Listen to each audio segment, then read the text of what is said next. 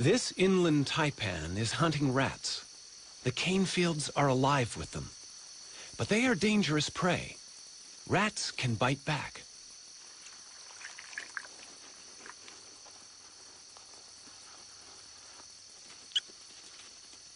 A snake's head contains all its sensory equipment: eyes, taste, smell, brain. And the head is vulnerable.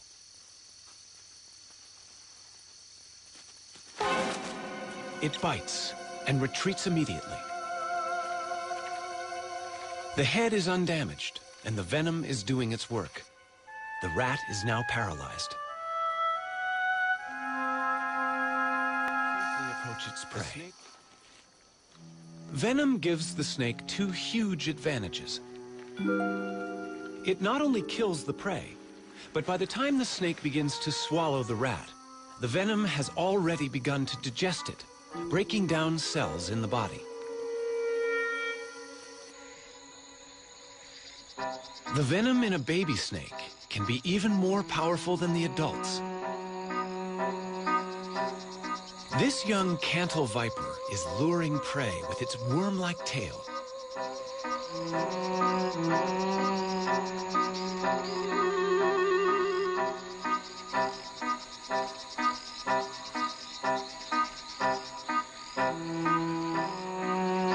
The frog is deceived by the enticing movements.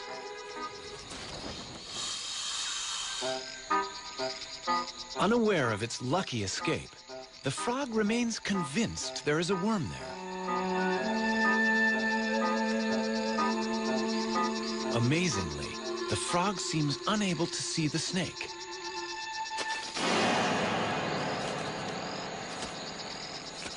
The venom acts quickly, subduing the frog.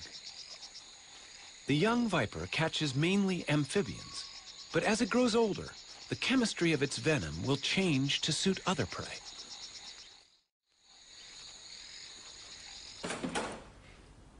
Donald Stridham works with South African snakes to understand how venoms affect the bodies of prey animals and how the venom is delivered during a bite. The snake that I've chosen here is a puff adder, and they've got the very long front-hinged fangs with a cytotoxin, a cell-destroying venom. I'm going to very carefully open up the snake's mouth and show you this mechanism. The snake doesn't like its mouth to be open. It's much like you going to the dentist. Now the fangs lie against the palate of the mouth. So if I just open there, you can hardly see the fangs. But if I now slip my stick just behind the fangs and get them forwards, you can very clearly see how they hinge. Now the fangs are covered by a skin sheath here. I'm going to try and slip this sheath up so that one can see the naked fang. And there we have one fang nicely exposed. These fangs are hollow. They work like little hypodermic needles, so they inject venom through the fang into its victim. And in fact, you can see a tiny droplet of venom on the one fang.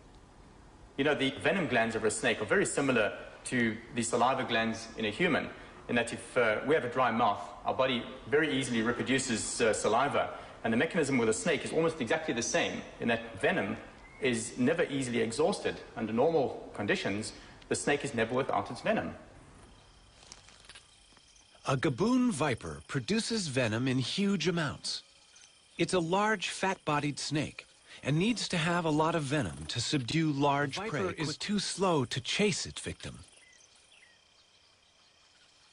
To inject such large quantities, the gaboon viper has the longest fangs in the world.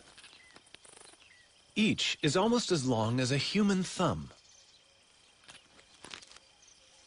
That's quite a bite. Even a smaller bite is no fun. Venom is breaking down the cells inside this man's punctured leg.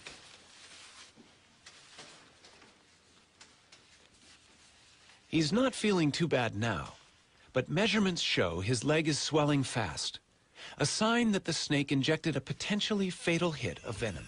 Blood vessels are rupturing. Fluid is accumulating as tissues break down. Only the correct antivenom can stop the process before vital organs are damaged. Antivenom is a specially prepared fluid, a serum containing antibodies, proteins that will neutralize the venom in the snakebite. The patient has survived the night, but the tissue damage continues for a while. There is still venom present. Although snakes are not trying to kill us, it's worth knowing how some of them bite. The next snake that I have here, it's Africa's most venomous snake. And this is a boomslang.